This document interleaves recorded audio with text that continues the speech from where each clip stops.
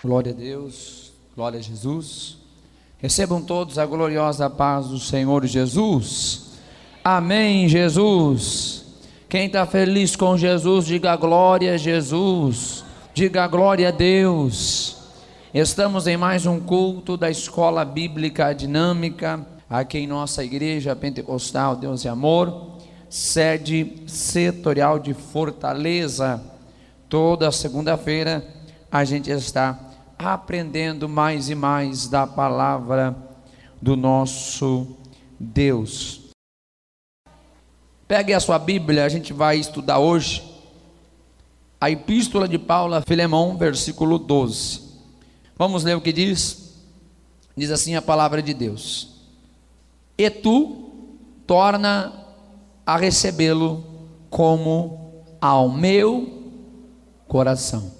Vamos entender hoje sobre a importância da reconciliação. Preste atenção na palavra de Deus. Carta de Paulo a Filemão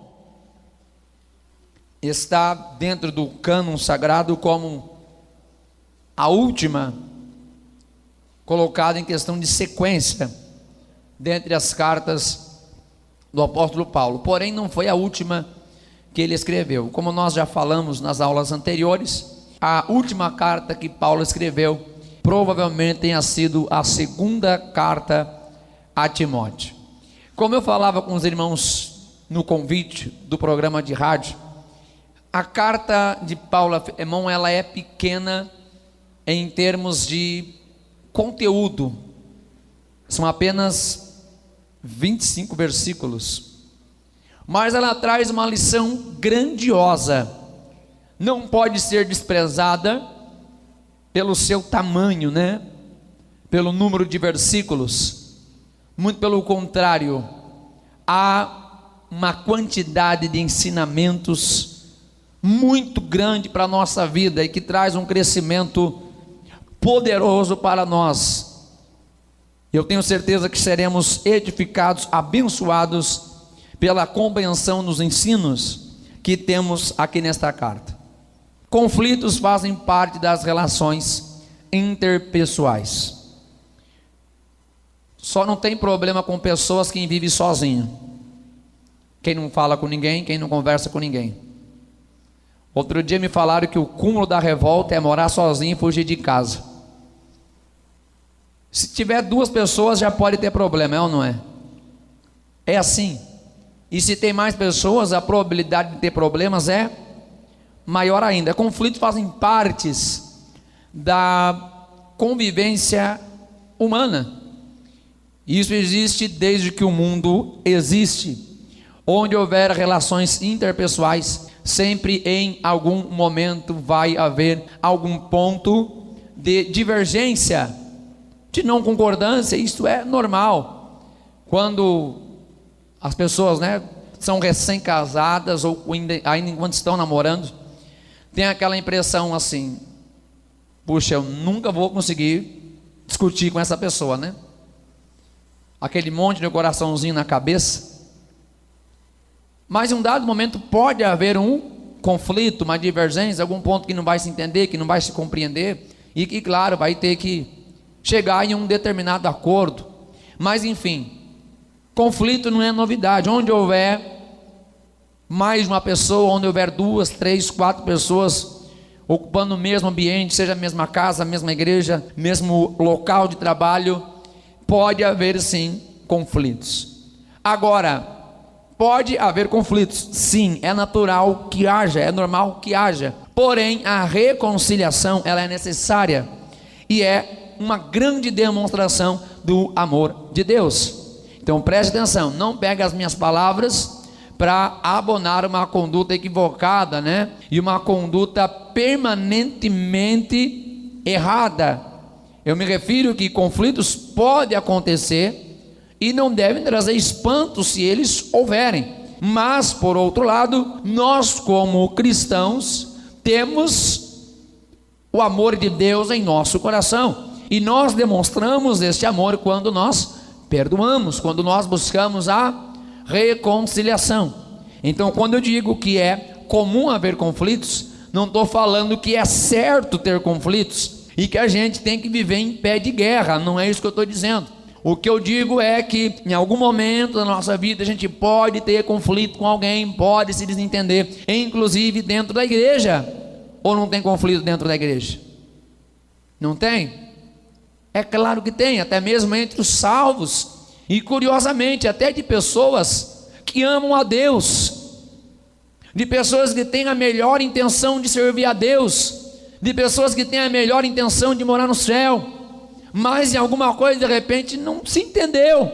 Mas a Bíblia nos ensina que esta situação de conflito não pode ser duradoura, não pode ser permanente. Precisamos sempre que identificarmos um conflito, buscar a reconciliação, até porque nós fomos perdoados por Deus, fomos reconciliados por Cristo, e aquilo que a gente recebeu de Deus, temos que também dar ao nosso próximo. Então preste atenção, há uma importância muito grande também de sermos pacificadores. O que é ser um pacificador? Alguém que sempre procura gerar paz, mesmo onde se identificar um conflito, é necessário buscar a melhor saída para que haja paz. No tempo que eu era criança, eu lembro que eu via muito isso nos coleguinhas de aula, né? Eu não era uma criança briguenta, mas eu via os outros fazendo isso. Aí de repente, quando alguém via dois amigos se estranhando, chegava lá no meio dos dois, assim, colocava a mão no meio e dizia: quem for mais homem, gospe na minha mão. Aí tirava a mão e um cuspia na cara do outro. Tem gente que faz quase isso, né? Talvez não faz literalmente como meus coleguinhas faziam, mas tem gente que, se ele vê alguém discutindo, ele vai lá jogar lenha na fogueira, gasolina no fogo, né? Para ver o negócio pegar mais ainda. Tem gente que, se vê uma dissensão entre dois irmãos que eu digo aqui no contexto da igreja, já trazendo para nós, ele vai ajudar a contenda. Vai ajudar a contenda. Ô irmão, é verdade mesmo, ele falou mal de você mesmo? É verdade mesmo? Ih, irmão, toma cuidado com aquele irmão lá, hein? Ih.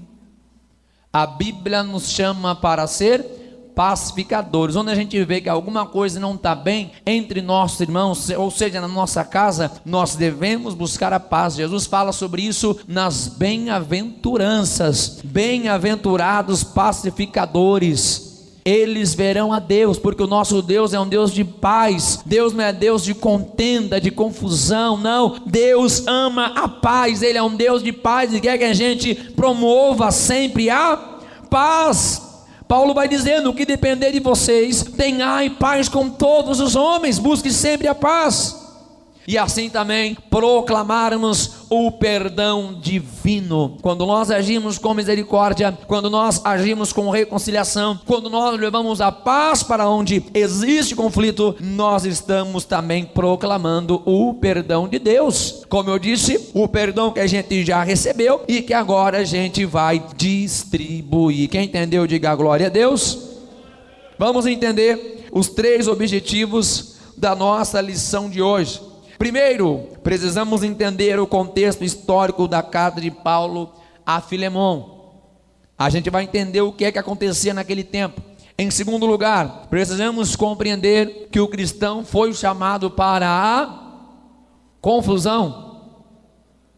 Foi chamado para a comunhão. É bem parecido as palavras, né? Tem bastante letra ali, bem próxima, né? Para uma palavra com a outra, mas somos chamados não para a confusão, mas para a comunhão. Em terceiro lugar, precisamos reconhecer que o amor une os cristãos. Podemos ter muitas coisas diferentes, podemos ter muitas opiniões distintas. Eu já disse isso tantas vezes aqui, eu acho que já perdi as contas. Há muitas diferenças entre nós. Cada um vem de um lugar, cada um teve uma criação, cada um tem uma opinião.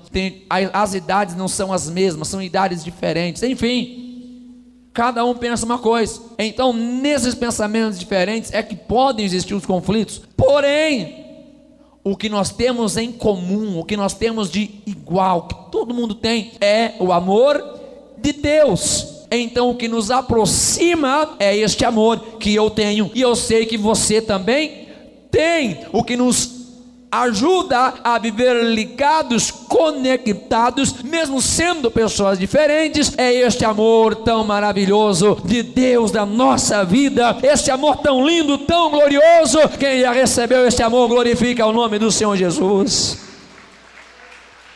Temos uma curiosidade, preste atenção para a gente saber um pouquinho mais sobre a epístola de Paulo a Filemão.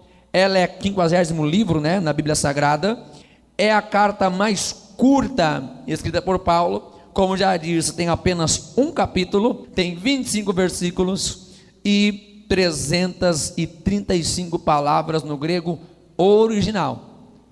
Não vai querer contar na sua Bíblia aí para ver se vai ser igual o número de palavras, porque aqui é no grego original em que ela foi escrita, tá bom? Pode dizer que na nossa Bíblia vai dar uma diferença conforme a tradução. Vamos à nossa leitura bíblica em classe, que está aqui na epístola de Paulo a Filemão, versículos do 8 ao 20. Uma leitura extensa, porém muito importante para nós. Diz assim: pelo que ainda que tenha em Cristo grande confiança para te mandar o que te convém, todavia peço-te antes por caridade, sendo eu tal como sou, Paulo, o velho, e também agora prisioneiro de Jesus Cristo. Peço-te por meu filho Onésimo, que gerei nas minhas prisões, o qual noutro tempo te foi inútil, mas agora a ti e a mim muito útil. Eu te tornei a enviar. Tu torna a recebê-lo como as minhas entranhas.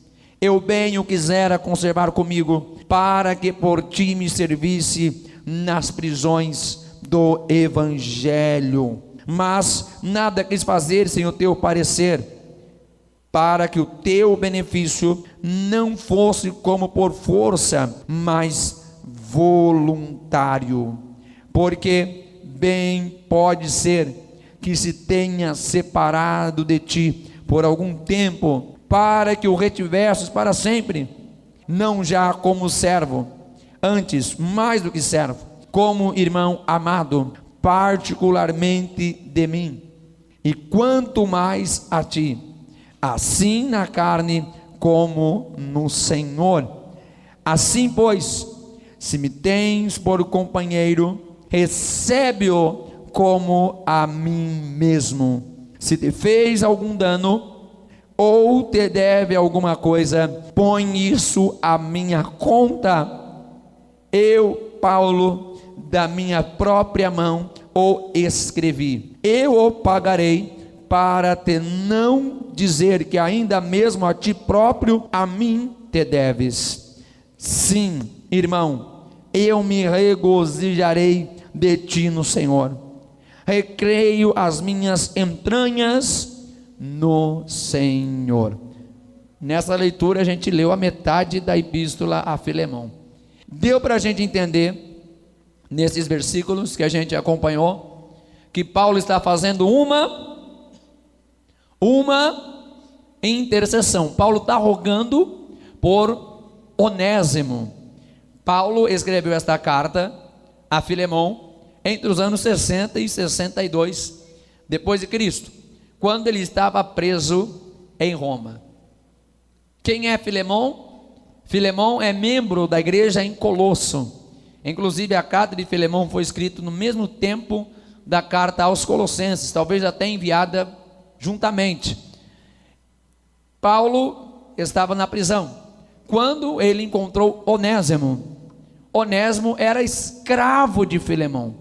Filemão, o membro da igreja em Colosso. Naquele tempo era normal ter escravos, era normal. Muitos dos irmãos da igreja eram senhores de escravo.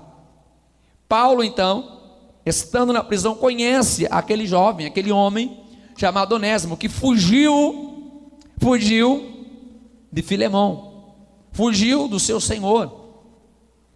e ele foi encontrado, foi capturado. Naquele tempo, os escravos, quando fugiam, ou quando faziam agravo aos seus senhores, eles procuravam grandes centros urbanos para não serem encontrados. Mas quando eram encontrados, eles seriam capturados novamente.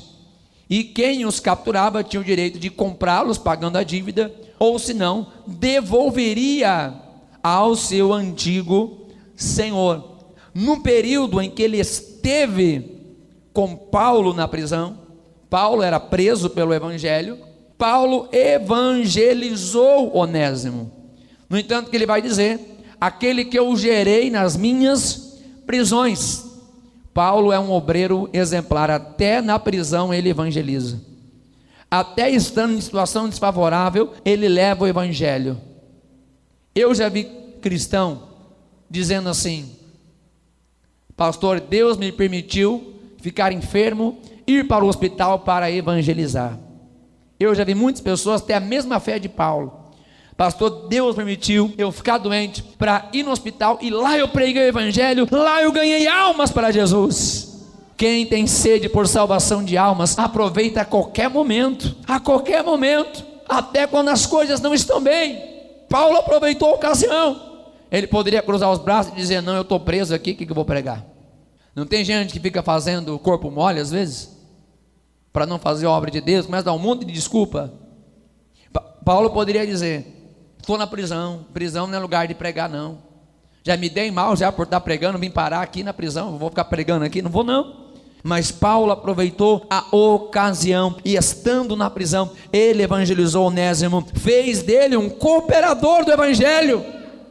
Paulo semeou a palavra de uma forma tão poderosa, que agora Paulo vai dizer que ele já é alguém útil, já é alguém eficaz no reino de Deus. E Paulo então se dispõe a entrar naquela causa para reconciliar Filemão, o Senhor, com seu escravo Onésimo.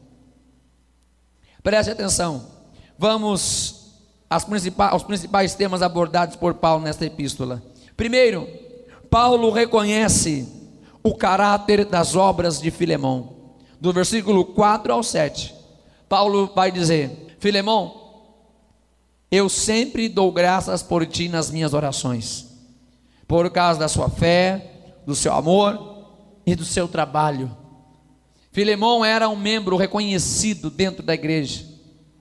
Filemão era um membro produtivo dentro do corpo da igreja. Inclusive ainda hoje a gente meditou sobre isso na nossa meditação diária, às 11h30 da manhã.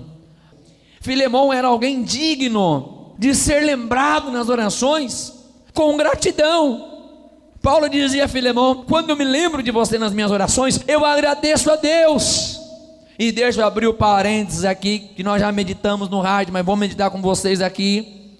Será que nós temos sido, como Filemão, crentes, pessoas dignas de ser lembradas com gratidão? Qual é a lembrança que a gente dá para as pessoas? Tem gente que bate no peito e diz: não, a minha vida é a minha vida. Não, tudo bem, a minha vida é a minha vida, a tua vida é a tua vida, é assim mesmo, realmente. Mas o que a gente transmite para as pessoas? Será que há alguma coisa que alguém possa olhar em nós e agradecer a Deus? Será que há um testemunho de fé em nós, um testemunho de amor, um testemunho de zelo, um testemunho de santidade, que alguém vai olhar para a gente e vai dizer: Senhor, muito obrigado pela vida dele, muito obrigado pela vida dela, Senhor. Oh meu Deus, a irmã Maria, muito obrigado, irmão José, meu Deus, irmão Antônio, irmão Raimundo, irmão...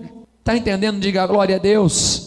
Filemão era alguém que, quando era lembrado, ele dava graças. Paulo dava graças. Em segundo lugar, Paulo então, após elogiar o irmão Filemão, um irmão reconhecido dentro da igreja, agora ele vai interceder pela reconciliação entre Filemão e Onésimo.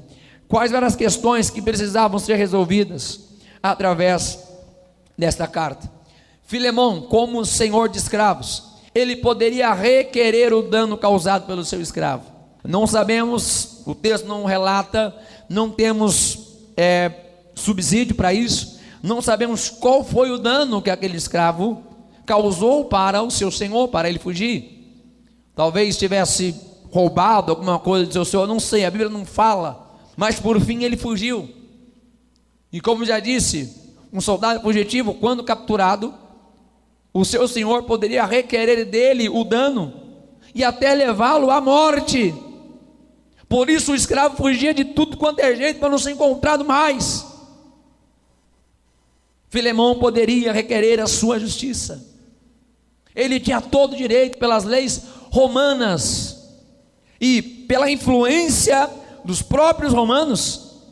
Filemão poderia não perdoar Onésimo. Poderia, ele tinha o direito. Poderia sim, com toda certeza. Aqui está o dilema de uma pessoa que pode requerer a justiça. Quantas vezes a gente não é este Filemão? A gente não é este senhor aqui, este Filemão. Pastor, mas eu sofri o agravo. Pastor, mas eu fui ofendido. O fulano me fez mal, pastor. A fulana, a ciclana, a beltrana. Outro dia o Julinho perguntou: pai, quem que é o irmão fulano? Quem que é o irmão beltrano? Quem que é o irmão ciclano? Que o pai sempre fica falando deles na pregação. Pai, eu não conheço. Pastor, mas me fizeram tanto mal, pastor. Eu tenho a razão. Filemão também tinha. Filemão tinha todo o direito. Ele podia mandar matar Onésimo. O que é que a gente vai escolher? Qual vai ser a nossa decisão? A gente vai requerer a justiça que nos pertence? A gente vai ficar com a nossa razão? Quantos casamentos se separam por causa da razão, não é? Não, pastor, não abro mão da minha razão, eu estou certo. E daí? Então prefere ficar certo e separado? Prefere ficar certo e brigado? Prefere ficar certo e distante de pessoas que até mesmo te amam? Há muitos momentos que a gente tem que abrir mão da justiça que é nossa. Há muitos momentos que nós, como cristãos, temos que abrir mão de direito que nos pertence. Repito, Filemão tinha todo o direito de requerer, cobrar Onésimo e até matá-lo.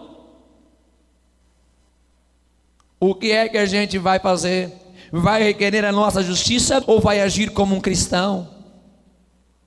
Eu já disse tantas vezes isso, que muitos dos problemas, talvez até a maioria dos problemas que são encontrados dentro das igrejas, os motivos dos conflitos, sempre é porque algum quer defender a sua razão. E Paulo vai dizer lá na primeira carta aos Coríntios, no capítulo 6, sobre irmãos que brigavam dentro da igreja, coisa de irmão, tipo assim, um pegou o pirulito do outro, e aí ia cobrar lá na justiça: seu juiz, o meu irmão roubou meu pirulito. E Paulo diz: está errado, vocês são irmãos. Vocês são irmãos. Será que vocês não podem sofrer o dano? Como Paulo estivesse falando, será que vocês como cristãos não podem nenhuma vez sair perdendo? Ah, meu Deus, crente bate no peito, mexeu comigo, não, Tem crente que fala: pastor, eu sou bonzinho, mas se mexer comigo, vai levar. E aquele irmão que dizia: eu sou crente, meu braço não é. Então tá bom, quando Jesus voltar, você sobe, o braço fica.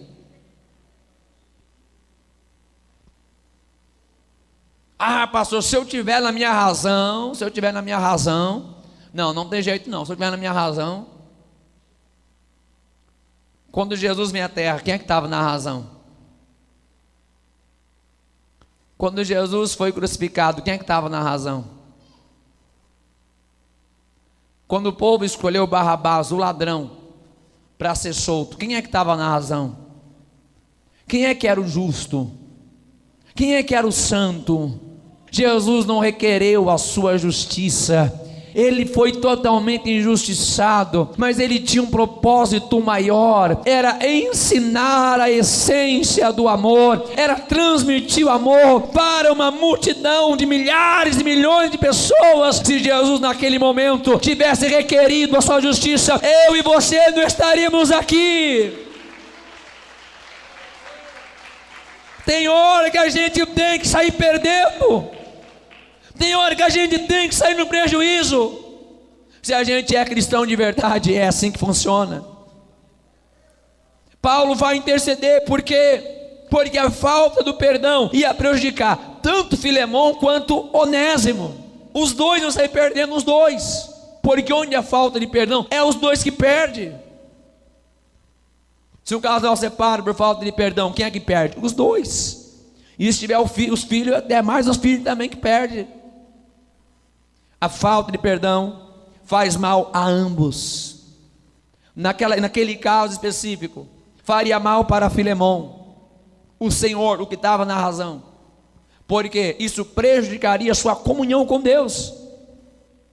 Como alguém que não perdoa vai chegar para Deus e vai pedir perdão dos seus pecados? Como que Filemão ficaria com Deus? Como ficaria o seu devocional com Deus? Como ficaria o seu testemunho com os demais irmãos daquela igreja? Onésimo também sairia perdendo, porque Onésimo, apesar de ser um crente já fervoroso e cheio de vontade de trabalhar, ele é um novo convertido. Como Onésimo ficaria sabendo que o seu senhor, o Filemão, que é irmão antigo da igreja, não perdoou ele? Como é que Onésimo ia ficar? Certamente dois irmãos sairiam no prejuízo. Se a gente não perdoar, a gente pode ser prejudicado e a outra pessoa também. É melhor a gente seguir o exemplo de Cristo. Libera o perdão. Pastor, me machucaram, deixa que Jesus cure a tua ferida. Pastor, me falaram mal, deixe que fale, mas perdoe. Pastor, eu fui danificado, tomei um prejuízo. Pastor, olha, não está fácil. Deixa isso para Deus resolver, mas não abra mão do perdão. Não abra mão do perdão. Perdoe, limpe o teu coração, joga fora toda a mágoa. Tem gente ficando doente porque não está liberando perdão. Perdoe, que vai ser melhor, vai ser muito melhor. Quais foram as orientações e os conselhos de Paulo para aquele irmão? Preste atenção. Apesar de Filemão ser membro da igreja e Paulo ser o pastor dele, responsável por ele, Paulo não obrigou Filemão a perdoar a dívida, de jeito nenhum, porque o perdão não pode ser obrigado. Talvez você já passou por isso quando era mais novo. Você brigar com o seu irmão ou com a sua irmã em casa, aí sua mãe colocava você e ele um de frente com o outro. Pede desculpa agora. Me desculpa. Talvez você já passou por isso, né? Me desculpa. Não existe perdão obrigado, não funciona. Assim também é dentro da igreja, assim também é na nossa vida. Paulo não obrigou, porque o perdão tinha que ser espontâneo. O perdão tem que sair do coração, atitude e decisão. Senão não é perdão, porque perdão não é só uma coisa que a gente fala. Perdão não é só uma expressão, eu te perdoo, não. O perdão primeiro vem daqui, e se ele sai do coração, ele também vai refletir na atitude. A gente vai agir com a outra pessoa de uma forma de alguém que realmente perdoou. Não foi um perdão teórico. Paulo entrou naquela situação simplesmente como um remidor. Pastor, o que é remidor? É aquele que paga a dívida de outro. Este era um remidor que comprava a dívida do outro, que pagava a conta do outro. Paulo vai lá e diz: põe na minha conta. Se ele te fez agravo, se ele te ofendeu, se ele te causou danos, faz o seguinte: bota na minha conta. Porque Paulo sabia, Onésimo não tinha estrutura ainda para aquilo. Paulo adotou Onésimo como seu filho na fé e disse: por favor, Filemão é meu filho das minhas prisões, considera como um agravo dele, como se fosse eu que tivesse feito. Ah, meu Deus do céu, quando a gente age perdoando, sendo perdoador, pacificando, nós estamos agindo como Cristo. Paulo está figurando Cristo ao comprar a conta, pagar a conta de Onésimo. Eu estou lembrado que alguém já fez isto antes. Eu estou lembrado que alguém já fez isso antes. Jesus Cristo foi no meu e no seu lugar e pagou a nossa conta. Tetelestai, está consumado, está tudo pago. Ele já foi e pagou também a nossa dívida. Ah, meu Deus do céu, o desejo de Paulo, que ele pedia, era que Filemão o recebesse com amor fraternal, não mais como um escravo, mas agora como um irmão. Não mais simples como um escravo, mais um dos escravos, mas um irmão dentro da igreja. Filemão já era conhecido pelo seu amor, é verdade, mas chegou mais uma oportunidade para ele demonstrar o seu amor. Quais são os ensinos desta carta para a igreja de hoje? Ressentimentos e mágoas não podem fazer parte da vida cristã. Ressentimento, como a própria etimologia da palavra nos diz, nos fala de repetição. Ressentimento é sentir de novo. Pessoa que tem ressentimento, ela vive sentindo o mesmo sentimento ruim.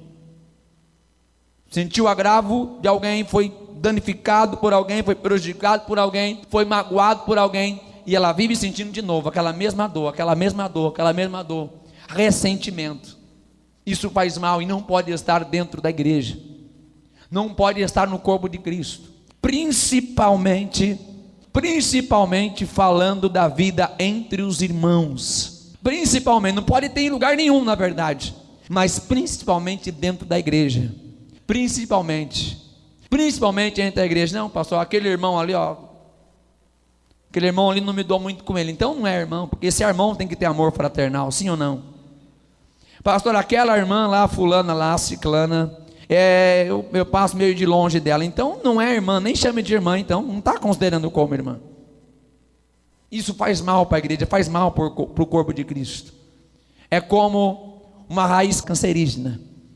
A tendência disso é só piorar, nunca melhorar. Talvez a pessoa tente se neutralizar para evitar o contato, mas o mal está ali, a mágoa está ali, o ressentimento está ali. E como eu disse, mágoa e ressentimento faz mal para a saúde, traz dano, a gente fica doente por causa da mágoa, da tristeza. Jó fala sobre isso. Jó capítulo 17, versículo 7, vai mostrar para a gente o quanto o ressentimento faz mal para a vida de uma pessoa, faz mal, fica doente, traz problemas até para a saúde da pessoa, separa as pessoas de Deus, conforme Mateus capítulo 5, versículo 23 e 25, porque se a gente está de mal com o nosso irmão, a gente não tem como estar de bem com Deus. Quem me entende, diga glória a Deus. Não tem como. João fala isso na sua epístola. Como a gente vai dizer que ama a Deus que não vê e não ama o irmão que a gente vê?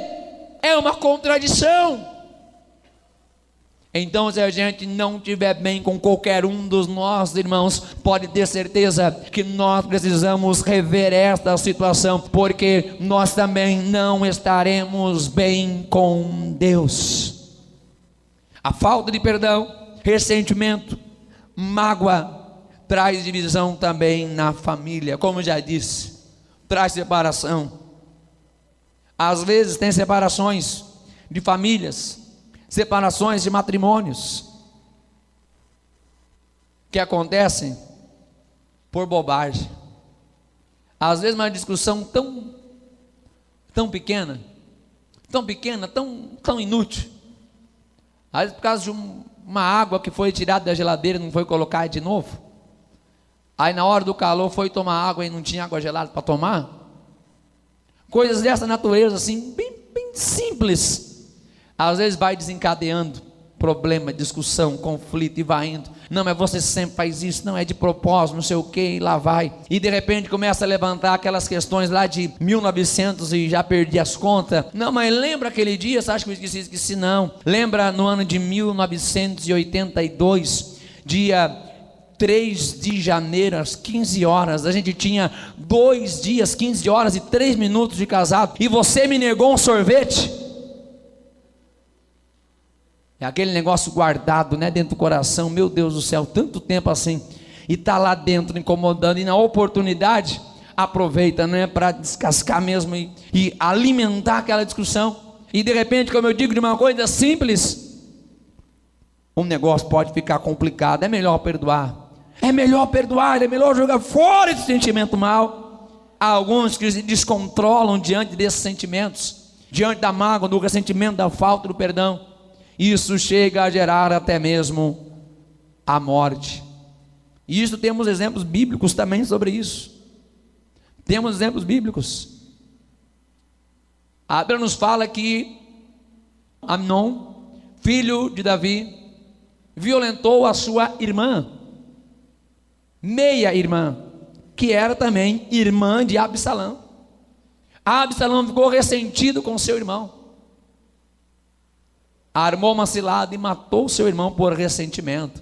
Isso acontece até os dias de hoje. A falta do perdão só traz danos para todo mundo, e como eu disse, além dos problemas materiais, problemas de saúde, problemas de família, até de violência e morte, o pior de todos é o problema da separação de Deus, que se esta condição não for corrigida, na eternidade também vai ficar separado de Deus. Se não perdoar aqui nessa terra, se não abrir mão do ressentimento e da mágoa nesta terra, na eternidade também vai ficar, vai levar a mágoa junto, vai levar o ressentimento junto, pode levar com você, mas vai ficar longe de Deus.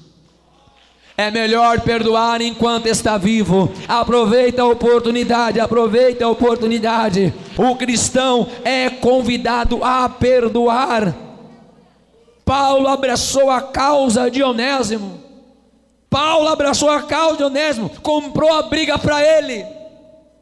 Ah, meu Deus do céu, que a gente possa tanto perdoar, como também ser intercessor dos nossos irmãos, que sejamos intercessores como Paulo, que a gente venha a ser pacificadores como Paulo, que o problema do nosso irmão seja também o nosso problema. Por que Paulo compra aquela briga? Por que Paulo entra naquela situação? Porque Paulo não tem uma visão unilateral. Paulo não é um cristão que tem uma visão egoísta. Paulo tem a visão ampla do reino de Deus. Talvez alguém ia olhar e dizer: não, o problema é entre os dois, pode deixar que se arrebente. Alguém poderia dizer: não, mas o problema é os dois, é o Onésimo, é o Filemão, se vira, o problema é deles, o problema é deles. Mas Paulo sabia que aquilo traria dano ao corpo de Cristo, aquilo traria dano para a igreja de Jesus Cristo. Certa feita, em outra igreja que eu estava dirigindo, chegou ao meu conhecimento 2 irmãos obreiros da igreja, pregadores da palavra, tinha uma encrenca de uns 20 anos por causa de um carro que um tinha comprado e o outro não tinha pagado, e estavam os dois brigando na justiça por causa disso. Precisei conversar com eles. Falo: pastor, mas nunca ninguém se preocupou com isso, pastor. Já há 20 anos que a gente está assim, está na justiça, a causa aí, imagine. Está aí a causa na justiça. Falei: mas está errado, vocês não são irmãos, vocês dois? Não são crentes, vocês dois? Não são obreiros, vocês dois? Por que não se acerta? Aquele dia saiu resolvida a situação. 20 anos que estava aquela condição irregular dentro da igreja. Presta atenção, problemas como esse fazem mal para toda a igreja.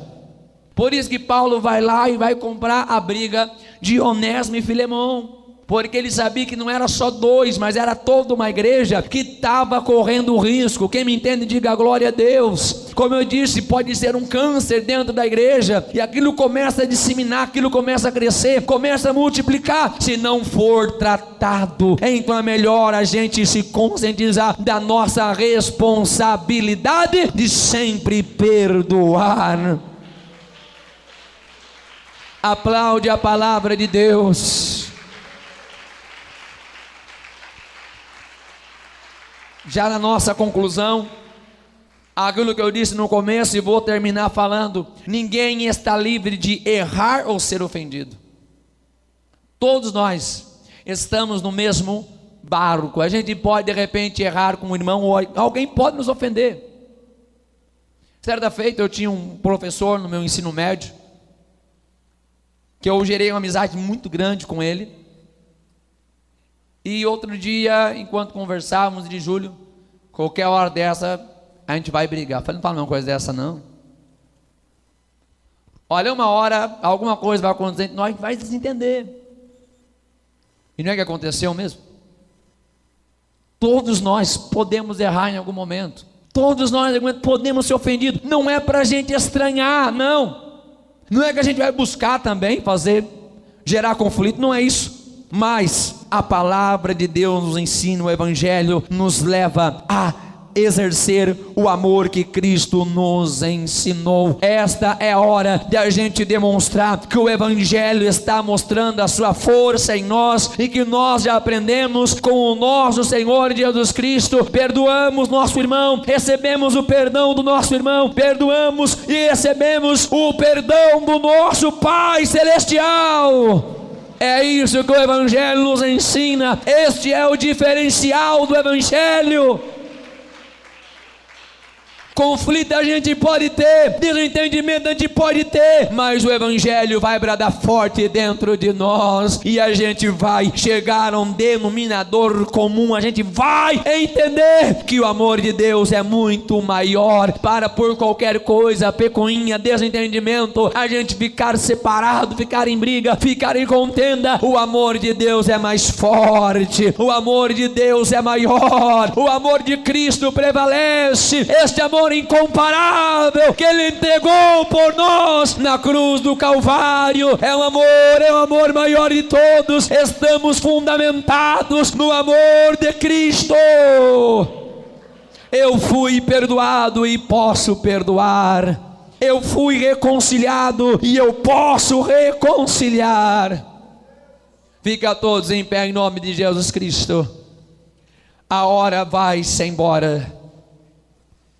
Aqui está a história de Paulo, Onésimo e Filemão. Paulo é o intercessor do escravo fugitivo chamado Onésimo.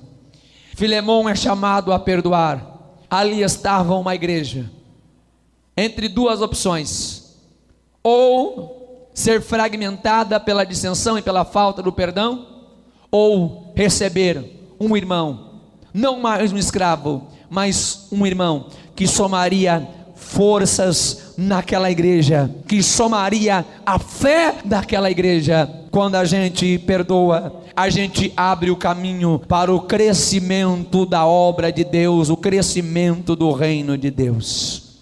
Levante a mão comigo em nome de Jesus Cristo. Somos chamados a perdoar, somos chamados a reconciliar. Este amor já entrou em nossos corações. O amor de Deus já está em nossa vida, já fomos perdoados, já recebemos o amor de Deus. Por isso é que a gente perdoa, é por isso que a gente ama. Levanta a mão comigo. A maior oração é o amar. Eu quero fazer uma oração com a igreja, com toda a igreja, a oração do perdão divino. Se há algum agravo entre você e seu irmão, há um agravo entre você e alguém da sua família ou alguém desta igreja, eu não vou pedir para você fazer isso agora, porque seria constrangedor, mas depois deste culto, procure esta pessoa. Agora a gente vai pedir perdão para Deus, e depois deste culto, você procure essa pessoa, faça uma ligação. Se puder falar pessoalmente, fale pessoalmente. Mas nesta oração a gente vai identificar qualquer agravo que a gente tenha cometido a alguém, ou qualquer falta de perdão que a gente está devendo. Nesta oração, primeiramente a gente vai refletir, pedir o perdão para Deus, e após o culto a gente vai colocar em prática. Oremos. Meu Deus e meu Pai, em nome de Jesus Cristo, através desta oração, meu Pai, eu quero, meu Deus, pedir o perdão a Ti primeiramente, ó Deus. Sim, meu Deus, sei que eu sou um homem falho, meu Deus, e no meu dia a dia, Pai, talvez, meu Pai, em algum momento, sem que eu tenha percebido, sem que eu tenha notado, eu posso, ó Deus, ter causado um agravo. Talvez, ó Deus, o Filemão desta história sou eu, meu Pai. Meu Deus, talvez fui eu que ofendi alguém, talvez fui eu, meu Deus, que faltei em alguma coisa, talvez, meu Deus, uma palavra foi mal colocada, uma palavra, meu Deus, gerou uma interpretação dúbia. Meu Deus, eu quero pedir agora, meu Deus, o teu perdão, Senhor, e a tua capacitação para perdoar, assim como Filemão tinha esta, meu Deus, esta graça, meu Deus, tinha esta graça para perdoar. Quero também, meu Deus, ao mesmo tempo ser humilde para pedir o perdão, mas quero também estar pronto, ó Deus, para liberar o perdão, para que o meu coração, meu Deus, não seja um depósito de lixo, para que o meu coração, Pai, não seja, meu Deus, uma oficina do diabo. Meu Deus, que eu possa liberar o perdão para aquele que me ofendeu. Meu Deus, nos ajuda aqui nesta noite, ó Deus, refletimos na tua palavra. Meu Deus, olha que amor tão grande na vida de Filemão, mesmo sofrendo o agravo, mas ele estava sendo encorajado para perdoar o irmão Onésimo, que precisava receber aquele perdão. Que possamos agir assim, meu Deus. O apóstolo Paulo, ó Deus, representa para nós o Espírito Santo, trazendo para nós esta mensagem que devemos ser humildes, pedir o perdão, meu Deus, se a gente ofendeu. Meu Deus e meu Pai, eu quero também, meu Deus, em nome de Jesus Cristo, pedir a Deus que eu esteja pronto para perdoar, meu Deus, se alguém eu ofendi, se alguém eu entristeci, meu Deus, em nome de Jesus Cristo. Queremos viver o teu perdão, meu Deus, queremos viver o teu perdão, meu Deus, em nome de Jesus Cristo. Perdoe, libere o perdão. Se eu te ofendi, me perdoa também. Se eu te ofendi, me perdoa também. Nada melhor do que a gente ser perdoado, sim ou não? Nada melhor do que a gente ser perdoado. Se eu te ofendi, me perdoa também. Se você me ofendeu, eu também te perdoo. E que assim a gente venha seguir até a volta de Jesus Cristo, até Ele voltar. Nada vai nos impedir de chegar nos céus, juntos adorarmos a Deus. Oh, aleluia!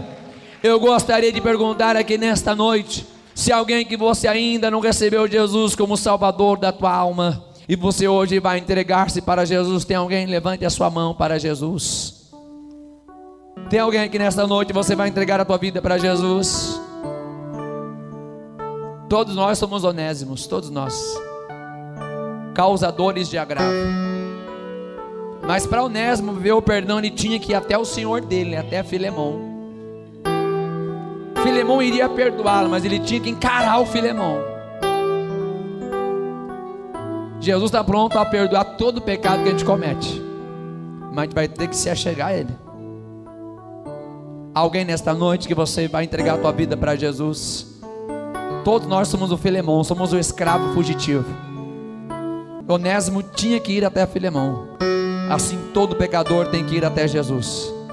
Se alguém aqui hoje queira fazer esta entrega da tua vida para Cristo, levante a tua mão e venha aqui à frente.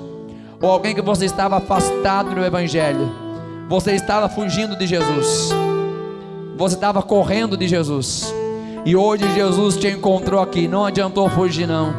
Onésimo estava fugindo, se encontrou com Paulo na prisão. Oh meu Deus do céu, não adianta você se esconder, não adianta você fugir. Para onde você for, tem uma marca de Deus na tua vida, há um sinal de Deus na tua vida. Não se esconde não. Volte hoje para Jesus Cristo, dê um passo de fé para a tua vida, em nome de Jesus Cristo.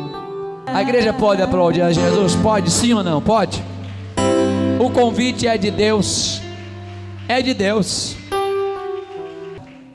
Oração da fé. Põe a mão na cabeça. Mais uma vez a minha gratidão a todos que estão presentes, todos que vieram ao culto de ensinamento. Deus abençoe cada membro, obreiro, diáconos, pastores. Deus abençoe também irmãos visitantes, você que não é membro desta igreja, mas está conosco aqui hoje, você que congrega em outra denominação, você que é católico, enfim, Deus abençoe todo mundo de coração mesmo. Deus sabe que eu estou falando de coração. Eu me alegro sempre em ver os irmãos aqui, principalmente no culto de ensinamento. Oração da fé. Meu Deus e meu Pai, em nome de Jesus Cristo, leva este povo em paz, meu Deus, leva este povo em paz, debaixo da tua bênção, debaixo do teu milagre, meu Deus, que a tua graça, meu Pai, que o teu poder, meu Deus, venha estar, Senhor, sobre os teus filhos, em nome de Jesus Cristo. Venha livrar, venha abençoar, venha guardar, consagrar o teu povo, ó Deus. Venha dar saúde aos que estão enfermos. Repreende toda enfermidade, ó Deus, na vida do seu povo. Toda doença, meu Deus, sai agora em nome de Jesus Cristo. Venha curar a família do teu povo, ó Deus. Se alguém deixou, Pai, alguma pessoa da família doente em casa, que o Senhor venha entrar agora com a cura, meu Deus, em nome de Jesus Cristo. Que quando esta pessoa chegar em casa, meu Deus, venha ter a surpresa divina de encontrar já, meu Deus, esta pessoa curada, liberta. Ó, meu Deus, abençoa o teu povo, ó Deus, de uma forma especial, abrindo a porta, meu Deus, abre a porta, abre a porta, abre a porta, dá o livramento da volta para casa, meu Deus. Guardai de todos os males, ó Deus, dai o grande livramento, meu Deus, em nome de Jesus Cristo. Guarda-nos de todo mal, Senhor, em nome de Jesus Cristo. Guarda-nos, ó Pai, em nome de Jesus Cristo, em nome de Jesus Cristo, em nome de Jesus Cristo. Amém e amém, Jesus. Bem alegre, a paz do Senhor Jesus, a